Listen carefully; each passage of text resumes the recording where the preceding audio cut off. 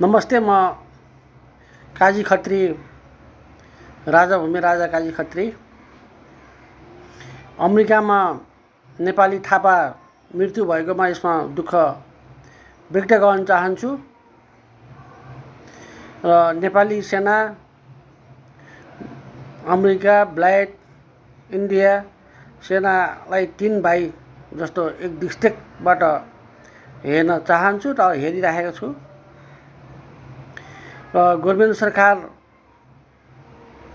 उहाँको गोर्मेन्ट सरकारले नेपाललाई जागिर दिएकोमा, सेनामा भर्ती भएकोमा ब्ल्याक इन्डिया सरकार, ब्ल्याक अमेरिकालाई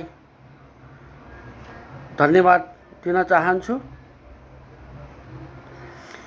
र प्रजातन्त्र पार्टीको सेनालाई कायमको कायम राखेको हुनाले बलि र सुब्बी जस्तो झगडा भइरहेको थियो। मेरो घरमा पनि 2 भाइको, एउटा जनमुक्ति सेना, एउटा राष्ट्रिय सेनालाई समटिङ गर्न भनेर कुरा मिलेको थिएन।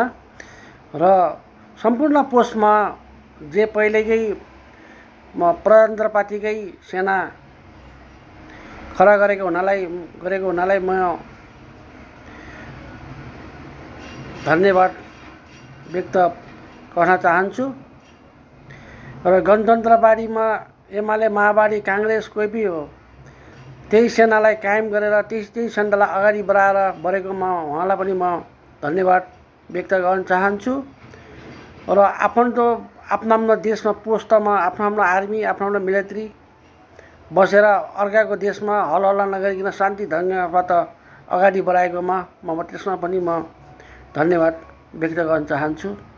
र अमेरिकामा सेना मृत्यु भएकोमा उसमा दुःख व्यक्त गर्न चाहन्छु। र भारत, अमेरिका, पाकिस्तान, बङ्गलादेश, श्रीलङ्का र अङ्ग्रेजकै पालाकोले चलाएको अङ्ग्रेज गएपछि आफ्नो देशमा आर्मीहरू भर्ना गरेर देश अगाडि बढाएकोमा गोर्मेन्ट सरकारलाई पनि म धन्यवाद दिन चाहन्छु। र काजी खत्रीमा बलि र सुब्बी जस्तो झगडा भएकोमा मार्टिन रिफाइलो राष्ट्र सङ्घ सदस्यले नेपाली सेनालाई